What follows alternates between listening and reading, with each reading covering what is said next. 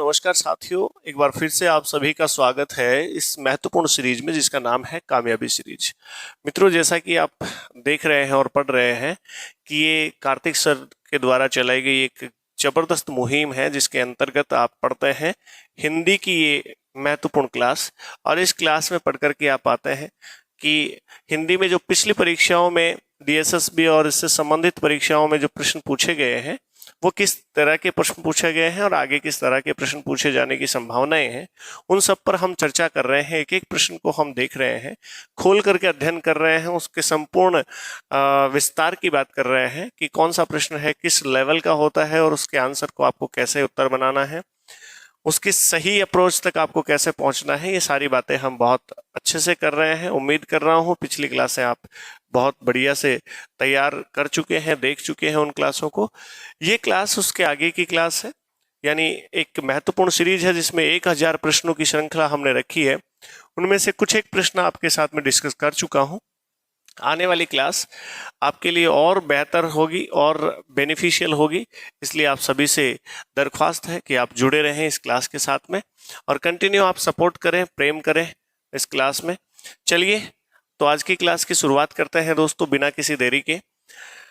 आज की क्लास का पहला सवाल आपके लिए ये रहेगा, और जैसा कि हमारा पहला पेज आता है कि चैनल को लाइक और सब्सक्राइब जरूर कर लें, और यदि क्लास अच्छी लगती है तो कमेंट भी जरूर लिख करके हमें प्रोत्साहित करें। चलिए आज की क्लास का ये पहला सवाल है आपके लिए। देखिए, बहुत ही शानदार सवाल है। निम्नलिखित में से लोकोक्ति का, अब लोकोक्ति है, ये थोड़ा सा मिसप्रिंट हुआ है दोस्तों जो सवाल है, कोई बात नहीं है, फिर भी मैं आपको समझाने का प्रयास कर रहा हूं। निम्नलिखित में से लोकोक्ति यहां से शुरू होती है। का वर्षा जब कृषि सुखाने का क्या अर्थ होता है? पूछा क्या गया है, लोकोक्ति क्या है? का वर्षा जब कृषि सुखाने। तो ध्यान देना, नीचे 4 विकल्प आपके सामने दिए हुए हैं, सबको हम देखते हैं। दुष्ट अपनी दुष्टता नहीं छोड़ता, देखो ये इसका अर्थ नहीं हो सकता। इसके लिए लोकोक्ति क्या बनती है? इसके लिए लोकोक्ति बनती है कि सर्प कभी विष नहीं त्यागता।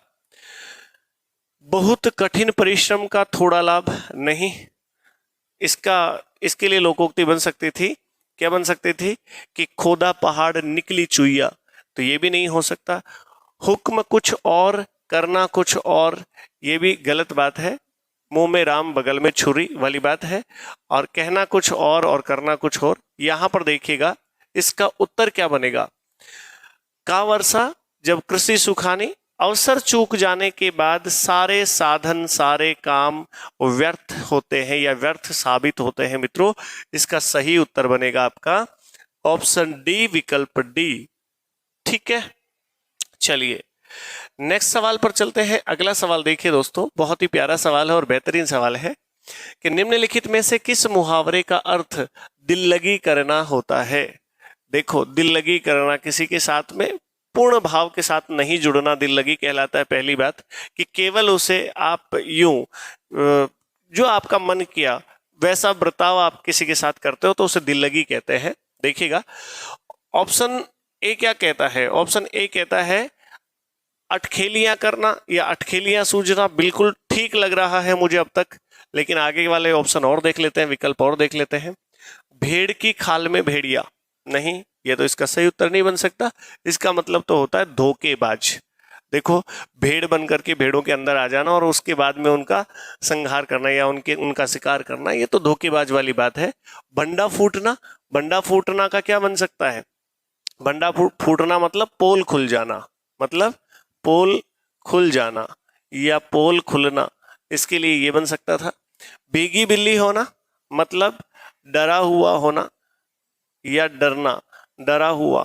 भीगी बिल्ली का अर्थ हुआ डरा हुआ। तो इसका सही उत्तर क्या बनेगा दोस्तों? इसका सही उत्तर बनेगा ऑप्शन ए, अटखेलियां सूझना। क्लियर है? चलिए नेक्स्ट, निम्नलिखित में से वाच्य के प्रकार का चयन कीजिए। अब ये नीचे एक वाच्य दिया गया है, एक वाक्य दिया गया है, और ये कौन से वाच्य के अंतर्गत आएगा, किस वाच्य के अंतर्गत हम इसे रखें, वो आपको बताना है। देखो दोस्तों, डिस्कस करता हूं। जो कहने की वृत्ति होती है, मतलब मूड होता है, उसमें जो क्रिया का रूप होता है वो कर्ता के अनुसार आया है, कर्म के अनुसार आया है, या किसी भाव के अनुसार आया है। कर्ता और कर्म उसमें गौण हो जाते हैं। इसके आधार पर वाच्य जो होते हैं दोस्तों, इसको अंग्रेजी में क्या कहते हैं वो भी सुनिएगा। इसको अंग्रेजी में कहते हैं वॉइस। क्या कहते हैं भाई? वॉइस कहते हैं। सुनिएगा, वाच्य 3 प्रकार के होते हैं दोस्तों। एक कौन सा होता है? कर्तृवाच्य। कौन सा? कर्तृवाच्य। और एक होता है आपका कर्मवाच्य। कर्मवाच्य। एक होता है मित्रों आपका भाववाच्य। क्या भाई? भाववाच्य। तो सुनिएगा, इस बात को समझिएगा। वॉइस, वाच्य। वाच्य कितने प्रकार के? 3 प्रकार के। कर्तृवाच्य, ये देखना, कर्तृ ऐसे लिखेंगे मित्रों, कर्तृवाच्य, और कर्मवाच्य और भाववाच्य। तो यहां पर आपको क्या पता लगाना है कि कौन से वाच्य का है ये? जब क्रिया कर्ता के अनुसार हो तो कर्तृवाच्य, जब क्रिया कर्म के अनुसार हो तो फिर कर्मवाच्य। दोनों ही गौण हो जाए, किसी भाव के अनुसार आई है तो फिर वो कौन सा वाच्य हो जाता है? भाववाच्य हो जाता है। यहां पर देखिएगा, हम इतने कार्य नहीं कर सकते मित्रों। एक कीवर्ड है, मैं बता देता हूं आपको, कि एकदम सिंपल वाक्य होता है वो तो होता है कर्तृवाच्य का, और अगर कर्म पर डिपेंड होती है क्रिया तो वो होता है कर्मवाच्य का। जैसे मैं तीनों के उदाहरण देकर के आपको बताने की कोशिश कर रहा हूं दोस्तों। देखिएगा, अगर आपके सामने ऐसा आ गया दोस्तों, यदि आपके सामने इस तरह का सवाल आया कि कर्मवाच्य का उदाहरण बताइए, भाववाच्य का उदाहरण बताइए और कर्तृवाच्य का उदाहरण बताइए, तो मैं इस कीवर्ड की बात कर रहा हूं, इसको समझ लोगे तो पहले तो मैं इसका उत्तर बता देता हूं आपको। यह है भाववाच्य। कौन सा वाच्य है? भाववाच्य। अब सुनना, रोहन खाना खाता है।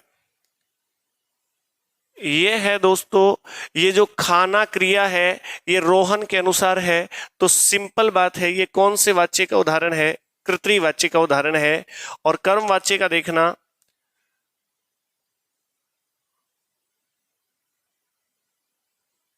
राधा से पढ़ा जाता है।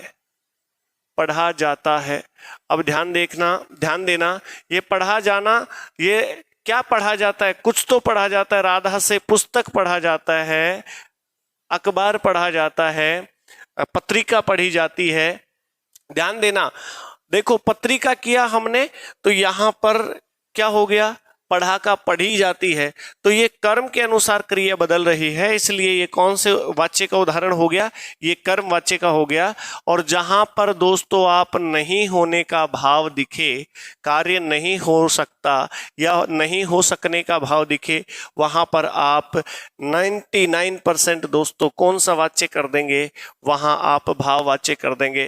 क्लियर है आपको? देखो, मैं चाहता हूं दोस्तों, मुझे भी पता है इस चीज का, कि आपको डिटेल से समझाया जाए या कॉन्सेप्ट क्लियर करवाए जाए, लेकिन ये एक प्रश्नों की सीरीज है और इस प्रश्नों की सीरीज में अगर हम किसी टॉपिक को लेकर के चर्चा करने लगेंगे तो क्लास बहुत लंबी हो जाएगी।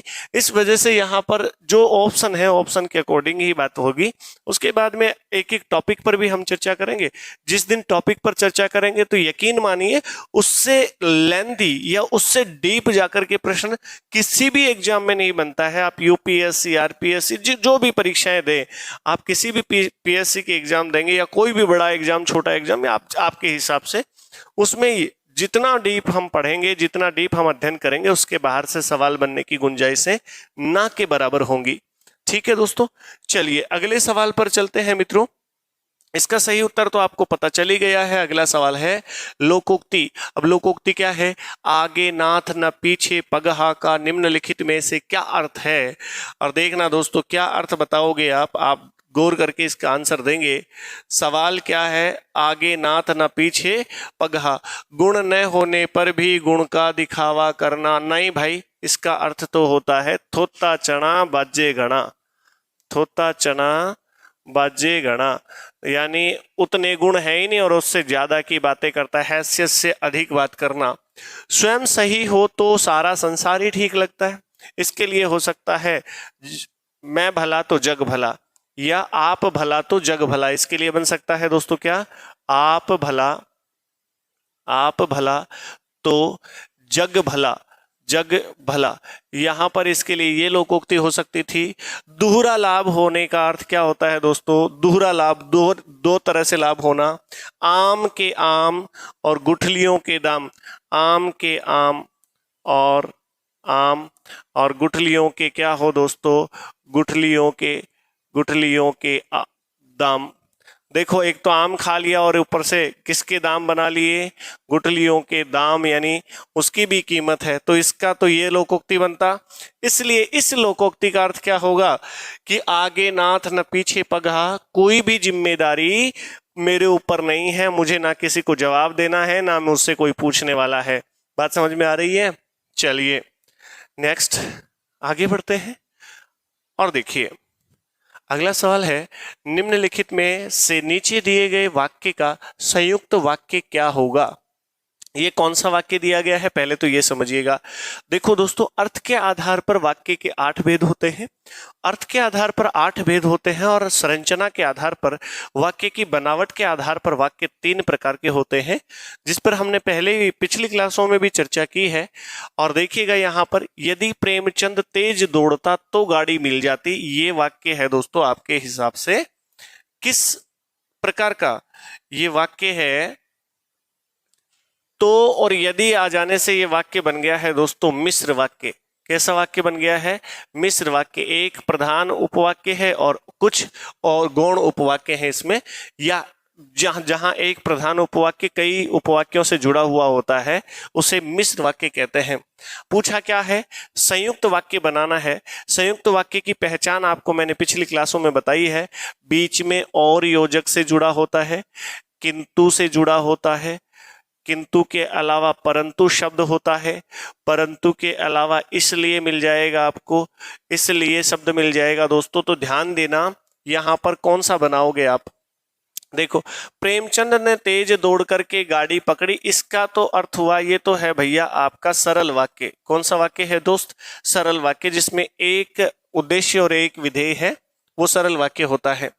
प्रेमचंद तेज दौड़कर भी गाड़ी न पकड़ सका, भैया इसका तो कुछ लेना देना नहीं है, न कहां से आ गया। जैसा वाक्य है वैसा ही बनाना है आपको। ये नकारात्मक वाक्य है और ये है आपका दोस्तों अर्थ के आधार पर। यदि प्रेमचंद तेज दौड़ता, तेज भागता, देखो दौड़ने की जगह भागता कर दिया इसने, ये भी नहीं करने की आवश्यकता थी। अब नीचे देखिएगा सही उत्तर क्या बनेगा, ऑप्शन डी, प्रेमचंद तेज दौड़ता तो की जगह दोस्तों इसलिए होता तो और ज्यादा अच्छा होता। प्रेमचंद तेज दौड़ा इसलिए गाड़ी मिल गई, ऐसा होता अगर। लेकिन यहां पर देखो मिल जाती लिखना है तो यही रखना है फिर आपको। फिर इसके लिए आपने तो योजक का प्रयोग किया है। तो को हिंदी में निपात भी कहा जा सकता है दोस्तों, ठीक है। तो इसका सही उत्तर क्या बनेगा मित्रों, ऑप्शन डी सही उत्तर है। चलिए नेक्स्ट सवाल पर चलते हैं और बहुत प्यारा सा सवाल ये रहा आपके लिए। देखिए, किसी शब्द विशेष अथवा पद विशेष या वाक्यांश विशेष को रेखांकित करने के लिए, पहले तो यहां पर रेखांकित शब्द नहीं आना चाहिए था दोस्तों। रेखांकित शब्द की जगह यहां क्या आना चाहिए था कि विशेष दिखाने के लिए, रेखांकित करने के लिए निम्नलिखित में से किस चिन्ह का प्रयोग किया जाएगा। अब रेखांकित का अर्थ होता है दोस्तों रेखा के द्वारा अंकित, रेखा के द्वारा अंकित। तो रेखांकन तो एक अलग से चिन्ह होता है, तो वो तो नहीं होना चाहिए था, लेकिन ठीक है। अब इनमें से आपको उत्तर देना है। देखिए, चिन्ह का प्रयोग किया जाएगा, कौन से चिन्ह का प्रयोग किया जाएगा। मान लीजिए कोई शब्द है, देखो कैसे शब्द है दोस्तों आपके सामने। मान लीजिए कोई भी विशेष शब्द है, उसको रेखांकित करना है कि रामायण, तो ये विशेष है, इसको रेखांकित कर दिया आपने। उद्धरण चिन्ह बोलते हैं इसको, क्या बोलते हैं भाई, उद्धरण चिन्ह बोलते हैं। जैसे आपके सामने आ गया गदर, एक प्रेम कथा, एक प्रेम कथा। तो यहां पे देखिएगा दोस्तों, इस गदर शब्द को आपने क्या कर दिया है, उद्धृत कर दिया है। एक इकरा उद्धरण और दोहरा उद्धरण दो होते हैं, ध्यान रखना दोस्तों। विस्मयादि बोधक तो हम जो वाक्य को पढ़ने के बाद में विस्मय की अनुभूति होती है, वहां हम विस्मयादि बोधक का प्रयोग करते हैं। उद्धरण चिन्ह इसका सही उत्तर है। विस्मरण चिन्ह नहीं करते। विस्मरण चिन्ह का अर्थ होता है कोई वाक्य लिखते समय हमसे कोई त्रुटि हो जाती है, त्रुटि बोधक भी बोलते हैं उसे, कोई गलती हो जाती है तो उसको प्रयोगित करने के लिए विस्मरण चिन्ह का प्रयोग करते हैं। लाघव चिन्ह शॉर्ट फॉर्म लिखने के लिए, जैसे डॉक्टर लिखते हैं, जैसे हम कई शब्दों को हम शॉर्ट में लिखते हैं, राजकीय माध्यमिक विद्यालय को रा मा विद्यालय लिखते हैं, तो वहां पर इसका प्रयोग किया जाता है। इसके लिए इसलिए इसका सही उत्तर क्या होगा दोस्तों? Option B correct answer. ठीक है, चलिए अगला सवाल आपके लिए ये रहा, बढ़िया सवाल है। क्या सवाल रहेगा सर? ये देखिए, लोकोक्ति जर जोरू जमीन जोर की नहीं तो और की, ये सही लोकोक्ति तो है दोस्तों। जर जोरू जमीन जोर की नहीं तो किसी और की, ऐसा था, लेकिन यहां पर जैसा दिया हुआ है उसको आपको सही मान करके उसका उत्तर देना है कि का निम्नलिखित में से क्या अर्थ है। ये एक लोकोक्ति है, बेहतरीन लोकोक्ति है जो गांवों में बहुत प्रचलित है, बहुत सुनने को मिलती है। देखिएगा, धन स्त्री जर, धन ठीक है, जो स्त्री जोरू का मतलब स्त्री होता है, ये भी ठीक है, और जमीन निर्बल नहीं भैया, जोर की दे रखा है ना, तो जोर मानी तो सबल, जिस आदमी में ताकत है, बलवान है जो आदमी, वो करेगा जोर, तो निर्बल थोड़ी करेगा। निर्बल अपने बल से प्राप्त कर सकता है नहीं, ये गलत बात है। अगला सुनो, धन और स्त्री बलवान अपने बल से प्राप्त कर सकता है, लेकिन यहां तक तो ठीक था दोस्तों। अगर ये लोकोक्ति यहां तक होती तो इसका उत्तर ये सही था, ऑप्शन 20 का सही उत्तर बन जाता। लेकिन देखो, नहीं तो और की, तो ये और जोड़ने के कारण, ये वाक्यांश और जुड़ने के कारण ये इसका सही उत्तर नहीं बन पा रहा है, इसलिए ये उत्तर भी आपका गलत होगा। धन स्त्री और जमीन बलवान अपने बल से प्राप्त कर सकता है, निर्बल व्यक्ति नहीं, ये इसका सही उत्तर बनेगा दोस्तों। जब तक मनुष्य जीवित है तब तक आशा बनी रहती, ये बिल्कुल गलत बात है। तो इसका सही उत्तर जो बनेगा मित्रों, वो बनेगा option C correct answer. Clear है? ठीक है, आप प्यार से पढ़ते जाएं, प्रेम से पढ़ते जाएं। मुझे उम्मीद ही नहीं, पूरा भरोसा है आप पर कि आप ऐसा पढ़ करके अपने आप को बेहतर महसूस करेंगे। देखना दोस्तों, नेक्स्ट सवाल है आपके लिए, बहुत ही बेहतरीन सवाल है, आपको पूछा जाएगा और उसका आंसर आपको देना है, बहुत प्यार से देना है। निम्नलिखित में से किस लोकोक्ति मुहावरे का अर्थ अयोग्य व्यक्ति का योग्य व्यक्ति जैसा बनने का प्रयत्न करना या ढोंग करना होता है? देखो, लोकोक्ति मुहावरे डीएसएसबी में लोकोक्ति मुहावरे विराम चिन्ह, लोकोक्ति मुहावरे विराम चिन्ह, लोकोक्ति मुहावरे विराम चिन्ह, वाक्य शुद्धि, शब्द शुद्धि, इनमें से बहुत ज्यादा सवाल बन रहे हैं। इसलिए मैं तो आपको सलाह दूंगा दोस्तों कि आप ये जो चैप्टर है इनको ये देखो, ये चैप्टर कोई रटने लायक चैप्टर नहीं है। आप इनको 2-3 बार, 5 बार, 10 बार, जितनी आपकी कैपेसिटी है, जितनी बार आप रिपीट करोगे तैयार होती जाएंगी चीजें। देखो, एक म्यान में 2 तलवार नहीं रह सकती, नहीं जी, इसका अर्थ ये तो नहीं बन सकता। अयोग्य व्यक्ति वाली बात है, तो खिसियानी बिल्ली खंबा नोचे, नहीं। जब ये तो अंगूर खट्टे वाली बात है, लोमड़ी को अंगूर नहीं मिले तो वो बोल रही है अंगूर खट्टे हैं, और ये दूसरे पर रोब उतार देते हैं, दूसरे पर गुस्सा उतार देते हैं, ये असफल हो जाते हैं। तब फूंक फूंक कर कदम रखना बिल्कुल ठीक नहीं है। तो कौवा चला हंस की चाल, कौवा है, योग्यता नहीं है, लेकिन वो हंस की भांति चलने की कोशिश करता है लोगों को भ्रमित करने के लिए कि ये हंस है या इसमें हंस जैसे गुण है, ऐसा है। तो यहां पर इसका सही उत्तर क्या बनेगा दोस्तों? Option D is right answer. ठीक है मित्रों, चलिए अगला सवाल आपके लिए ये रहा, निम्नलिखित में से मुहावरा बेवक्त की सहनाई बजाना का क्या अर्थ है? देखो दोस्तों, वक्त पर ही सब कुछ अच्छा लगता है। बेवक्त की कोई भी चीज है या कोई भी बेवक्त कोई काम करते हो तो वो बिल्कुल ही फबता नहीं है, अच्छा नहीं लगता है। देखिएगा इधर, बेवक्त की सहनाई बजाना, किसी के यहाँ शोक सभा है और उसमें जाकर के आप विवाह वाली सहनाई बजाएंगे, तो ये इसी प्रकार का कुछ आंसर मिलेगा, यानी अवसर के प्रतिकूल आप कोई कार्य करेंगे तो वो इसका उत्तर होगा। सरगर्मी होना, नहीं, ये गलत उत्तर है, ये गलत उत्तर है। बुरी आदत ने छोड़ना मतलब लत में पड़े रहना, ये भी गलत है। झंझट में पड़ना, ये भी गलत है, ये तीनों गलत है, ये तीनों इसके गलत उत्तर है। तो सही क्या है? अवसर के प्रतिकूल कार्य करना। देखो अवसर के उल्टा कार्य करेगा तो हम कहेंगे कि भैया बेवक्त ही आप क्या बजा रहे हो, शहनाई बजा रहे हो, इसकी कोई आवश्यकता नहीं है। चलिए नेक्स्ट अगला सवाल देखिए। निम्नलिखित में से किस विकल्प में विराम चिन्हों का सही प्रयोग किया गया है या सही प्रयोग किया गया है? तो दोस्तों अब यहाँ पर ध्यान देना, ये बहुत ही बेहतरीन सवाल है, जबरदस्त सवाल है। क्या उत्तर बनाओगे आप और किस तरह से उत्तर बनाओगे उस पर आपका फोकस चाहिए। प्रताप ने घर जाकर, देखो ये योजक से जोड़ा हुआ है, घर जाकर, तो ये तो जोड़ने की बिल्कुल आवश्यकता नहीं थी दोस्तों, इसकी बिल्कुल भी आवश्यकता नहीं थी। घर जाकर नहाया, प्रताप ने घर जाकर नहाया, नहीं नहीं नहीं, गलत है भैया। और नीचे देखिए प्रताप ने घर जाकर, ये देखो ये उपविराम की बिल्कुल आवश्यकता नहीं है, इस चिन्ह को बोलते हैं दोस्तों उपविराम। प्रताप ने घर जाकर, देखो ये फिर से क्या आ गया है, योजक आ गया है। ये अल्प विराम तो ठीक है, यहां तक ठीक है। प्रताप ने घर जाकर नहाया, ये ठीक है, अल्प विराम आएगा। कपड़े धोए और बीच में अल्प विराम नहीं आए, इसके लिए और योजक का प्रयोग किया गया है।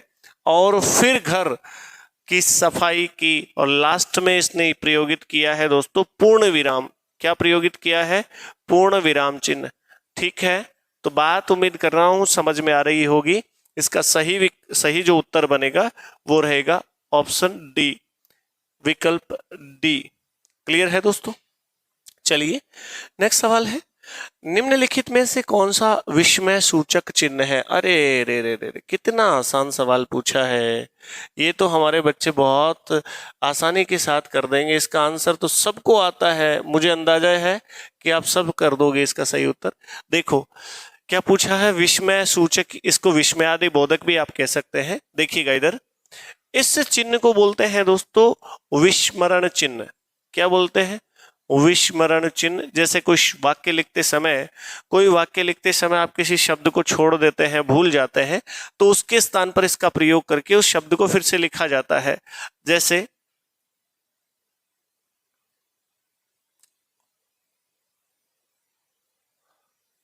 ऐसा ही लिखना था और यहां पर कुछ आपने छोड़ दिया, कारणवश भूलवश आपने छोड़ दिया, और यहां ऐसा चिन्ह लगा करके और आप लिख सकते हैं पुस्तक पढ़ो। ये पुस्तक लिखना भूल गए थे तो इस चिन्ह का प्रयोग किया जाता है। और ये है दोस्तों दीर्घीकरण का चिन्ह है, दीर्घीकरण का चिन्ह है। इसको मैंने आपको बताया, इसको बोलते हैं दोस्तों उद्धरण चिन्ह। क्या बोलते हैं? उद्धरण चिन्ह बोलते हैं। और उद्धरण चिन्ह दो प्रकार के होते हैं, एक इकहरा उद्धरण और एक दोहरा उद्धरण। और ये है आपका विस्मयादि बोधक या विस्मय सूचक चिन्ह। इसका सही उत्तर है ऑप्शन डी। ठीक है मित्रों, बहुत ही सिंपल था। चलिए नेक्स्ट, निम्नलिखित में से अशुद्ध वर्तनी वाले वाक्य का चयन कीजिए। अशुद्ध वर्तनी वाले वाक्य का चयन कीजिए, देख लेते हैं। आप जिसे लाए हो वह कल भी आया था, ये तो ठीक है। इसमें क्या अशुद्धि है भाई? इसमें तो ठीक है, मुझे तो कोई अशुद्धि नहीं लग रही है। देखो आपको लग रही है तो मुझे तो नहीं लग रही है मित्रों, तो ये तो ठीक है। आप सच बोलने वाले व्यक्ति को कोई नहीं डरा सकता, ये भी ठीक है। वह अपराध था, अपराध नहीं था, वह अपराधी था भाई। क्या था? तो वर्तनी की दृष्टि से शुद्ध अशुद्ध पूछा है, तो देखो यहां पर ये सही इसका उत्तर बनेगा, वह अपराधी था इसलिए उसे सजा हुई, इसलिए इसका सही उत्तर बनेगा वो ऑप्शन सी बनेगा। यदि सावधानी नहीं बरती तो हादसा हो जाता, ये भी ठीक है, ये भी ठीक है। इसका सही उत्तर क्या बनेगा? Option C is correct answer. ठीक है मित्रों, चलिए नेक्स्ट सवाल है, निम्नलिखित में से लोकोक्ति या मुहावरा जो भी आप इसको समझें उसका अर्थ आपको बताना है। खरा खेल फरुखाबादी का क्या अर्थ है? देखो कोई कोई व्यक्ति होता है जो सीधा कहता है कि भैया देखो हमें तो जैसा लगता है हम तो सामने कह देते हैं, मतलब हम तो खरी बात कहने वाले हैं, स्पष्टवादी हैं। इधर देखिएगा, शीघ्र नष्ट न होने वाली चीज ना, शीघ्र नष्ट होने वाली चीज, इसको बोलते हैं दोस्तों आपके हिसाब से क्षणभंगुर। क्या बोलते हैं भाई? क्षण में ही नष्ट हो जाए उसको बोलते हैं क्षणभंगुर, क्षणभंगुर, क्षणभंगुर होगा। और सच्चा काम ये सच्चा काम तो इसका अर्थ नहीं हो सकता। सच्चा काम मतलब पाप स्वतः सामने आ जाते हैं, ये भी नहीं है भाई, ये भी नहीं है, ये भी नहीं है। हंसी मजाक में उड़ा देना, हंसी मजाक में उड़ा देना। देखिए देखिए देखिए देखिए देखिए देखिए, स्पष्ट सच्चा काम, स्पष्टवादी होना चाहिए था यहाँ पर। चलिए, ये मखोल करना, पाप स्वतः सामने आ जाता है, नहीं, ये इसका सही उत्तर बनेगा। क्या? ऑप्शन बी, सच्चा काम होना। हालांकि यहां पर होता स्पष्टवादी होना। ठीक है, तो क्लियर है, ऑप्शन बी इसका सही उत्तर है मित्रों। चलिए नेक्स्ट अगले सवाल पर आते हैं। निम्नलिखित में से वाक्य के प्रकार का चयन कीजिए। वाक्य किस प्रकार का है? अर्थ के आधार पर पूछा गया है या संरचना के आधार पर, ये तो नहीं बताया गया, लेकिन फिर भी आपको वाक्य के प्रकार पर जाना है। देख ले, समझ भी जाएंगे। हिंदी हमारी राष्ट्रीय भाषा है। ध्यान रखना दोस्तों, आपको साधारण वाक्य दिया गया है और आपको पूछा गया है किस प्रकार का वाक्य है। अगर संरचना के आधार पर पूछा जाता तो आप कहते हैं दोस्तों ये सरल वाक्य है। कैसा वाक्य है? सरल वाक्य है। लेकिन यहां पर मेरे अंदाज से सरल वाक्य ऑप्शन में नहीं है, इसलिए आप क्या करोगे? आज्ञा सूचक वाक्य के मोहन तुम पढ़ो, ये तो है आज्ञा सूचक वाक्य।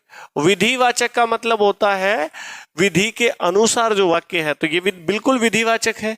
संकेतवाचक उसे कहते हैं जिसमें पहले कोई कारण दिया हो या बाद में कथन दिया हो, पहले कथन दिया हो बाद में कारण दिया हो। जैसे आपके सामने एक वाक्य आया, यदि वर्षा अच्छी होती तो फसल भी अच्छी होती। वर्षा संकेत है फसल अच्छी होने का। ठीक है दोस्तों, तो ये गलत है, ये भी गलत है, ये भी गलत है, आज्ञा सूचक नहीं हो सकता। मिश्र वाक्य मैंने आपको थोड़ी देर पहले ही बताया था, वे मिश्र वाक्य, इस मिश्र वाक्य का एक उदाहरण देता हूं। मुकेश ने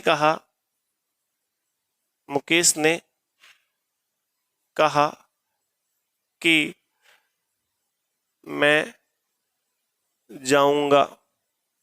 देखो, यहां मुकेश ने कहा कि मैं जाऊंगा, तो ये है मिश्र वाक्य दोस्तों, की के माध्यम से जुड़ा हुआ है, ध्यान रखना। इसका सही उत्तर क्या बनेगा? ये भी नहीं है, ये भी नहीं है, ये भी नहीं है, तो इसका सही उत्तर बनेगा ऑप्शन बी।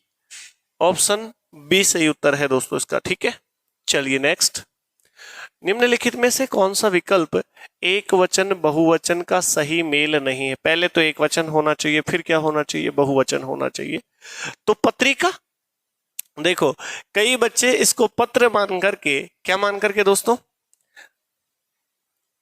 इसे पहले कहते हैं वो पत्र, और पत्र के बाद में पत्रिकाएं कर देते हैं।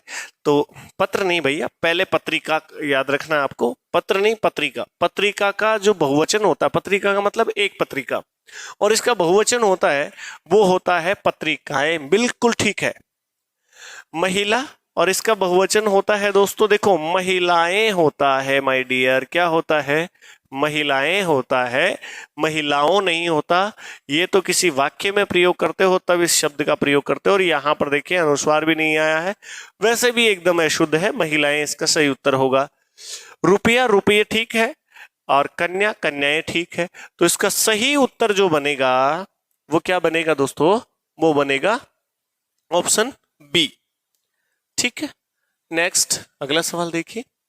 निम्नलिखित में से मछली का पर्यायवाची कौन सा है? मछली का पर्यायवाची कौन सा है? तो गिरा किसका है भैया? गिरा किसका पर्यायवाची है? पहला ऑप्शन तो गिरा दिया हुआ है, तो गिरा बता दो पहले, तो सर फिर बता देना मछली का। तो गिरा तो गर्दन को कहते हैं। किसको कहते हैं? गर्दन को कहते हैं गिरा। यति किसे कहते हैं? जो महापुरुष होते हैं, जति होते हैं, उनको कहते हैं यति। यति तत्सम है जति का, आप महापुरुष भी कह सकते हैं। महापुरुष, जप करने वाले, कौन करने वाले? जप करने वाले। साधु भी कह सकते हैं। सरवरी किसे कहते हैं? ये रात्रि का विलोम शब्द है मित्रों। किसका विलोम शब्द है? रात्रि का विलोम शब्द है। और झक है वो है मछली का विलोम शब्द। झक भी कहते हैं, मत्स्य भी कहते हैं, और मीन भी कहा जाता है, आपको ध्यान रखना है। तो सही उत्तर इसका बनेगा ऑप्शन डी, करेक्ट आंसर।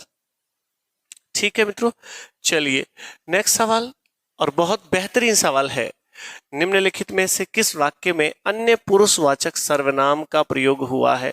अन्य पुरुषवाचक, भैया हमेशा ही कहता हूं कि अन्य पुरुषवाचक सर्वनाम आपको कैसे ध्यान रखना है। जिसके विषय में हम बात कर रहे हैं उसे अन्य पुरुष कहेंगे, जो बोल रहा है उसे प्रथम नहीं कहेंगे, उत्तम पुरुष कहेंगे, जो सुन रहा है उसे मध्यम पुरुष कहेंगे, और जिसके विषय में हम बात कर रहे हैं उसे अन्य पुरुष कहा जाता है। तो यहाँ पर नीचे क्या पूछा गया है? अन्य पुरुष पूछा गया है। तुम क्या कर रहे हो? अरे भैया क्या कर रहे हो तुम कब बोलोगे? जब सामने सुन रहा होगा तभी हम कहेंगे तुम क्या कर रहे हो। तो सामने वाला सुन रहा है तो फिर वो तो मध्यम पुरुष है, इसलिए ये उत्तर तो इसका नहीं बन सकता।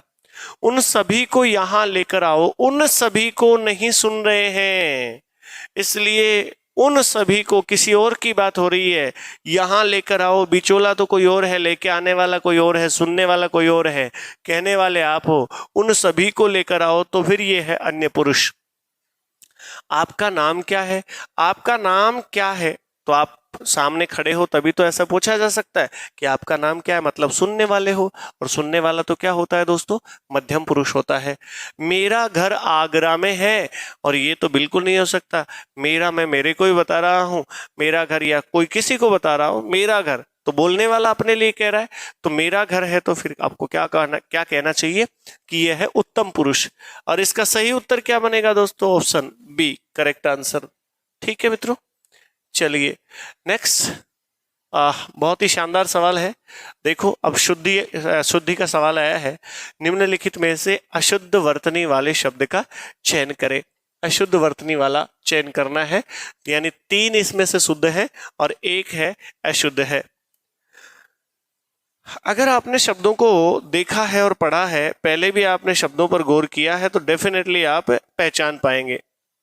देखो क्या लिखा हुआ है। भैया आप तो शुरुआत में ही गलत लिख रहे हैं।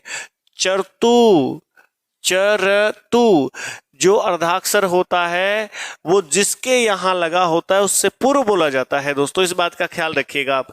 तो किस पर लगा है? तू पर लगा है, तो तू से पहले बोला जाएगा रे। चरतुभुज, जबकि होता क्या है? चतुर्भुज। क्या होता है दोस्तों? चतुर्भुज। इस तरह से ये शब्द लिखा जाता है मित्रों, और यहां पर लिखा क्या है? चतुर्भुज। तो यही इसका सही उत्तर बनेगा। सुग्रीव एकदम ठीक है, प्राचीनतम ठीक है, प्रामाणिक ये भी ठीक है। दोस्तों प्रमाण शब्द में इक प्रत्यय जुड़ा हुआ है, तो शब्द बना है प्रामाणिक। इस इक प्रत्यय के योग से इस प्रय का प्रा हो गया है। ये नियम आपको प्रत्यय जब पढ़ाया जाएगा तब बताया जाएगा। तो इसलिए ये भी सही है, ये भी सही है, ये तीनों विकल्प इसके सही उत्तर है। और इसका गलत उत्तर है, ये आप कह सकते हैं, ये जो गलत वर्तनी वाला शब्द है वो कौन सा है? चतुर्भुज है। ये इसका उत्तर सही है। ठीक है, चलिए नेक्स्ट अगला सवाल देखें। निम्नलिखित में से पुल्लिंग शब्द का चयन कीजिए। पुल्लिंग, हाँ ये तो देखो पढ़ करके ही बता सकते हैं दोस्तों, आराम से इसका उत्तर लगाया जा सकता है, लेकिन पहले आपको उसके लिए पढ़ना पड़ेगा। देखो क्या दे रखा है? तारीख। तो आज कितनी तारीख है? कितनी, आज क्या तारीख है? तो देखो कितनी तारीख है भाई, कितनी बोला तो हमने, तो स्त्रीलिंग है। आपको दया आती है, इसमें तो क्या हुआ? आती। क्रिया देखो स्त्रीलिंग में है, तो दया भी स्त्रीलिंग है। इम्तिनान रखो, आपका इम्तिनान होगा, आप इम्तिनान रखो, तो ये पुल्लिंग है। ये क्या है? पुल्लिंग है, याद रखिएगा ये पुल्लिंग शब्द है। और दिल लगी, आपने दिल लगी की, इसका मतलब ये भी स्त्रीलिंग है। ये तीनों ही शब्द स्त्रीलिंग है। ऑप्शन सी इसका सही उत्तर बनेगा। क्लियर है? और अगले सवाल पर आते हैं। देखिए आज की कक्षा का ये अंतिम सवाल है। देखो पढ़ो सवाल को। निम्नलिखित में से दिए गए शब्द युग्म के सही अर्थभेद का चयन कीजिए। अर्थभेद है, एक जैसे शब्द है, सुनने में एक जैसे हैं, उच्चारित होने में एक जैसे हैं, लेकिन अर्थ भिन्न भिन्न है। झल और झल, झल और झल। देखिएगा झल का अर्थ क्या होता है मित्रों? झल का अर्थ होता है जलन। झल का अर्थ क्या होता है? जलन। तो इसमें पहला आपको जलन दिख जाना चाहिए, कहीं भी नहीं है, कहीं भी नहीं है, कहीं भी नहीं है। झल का अर्थ जलन, और झल का अर्थ होता है दोस्तों सनक या पागलपन कह सकते हो आप जिसको।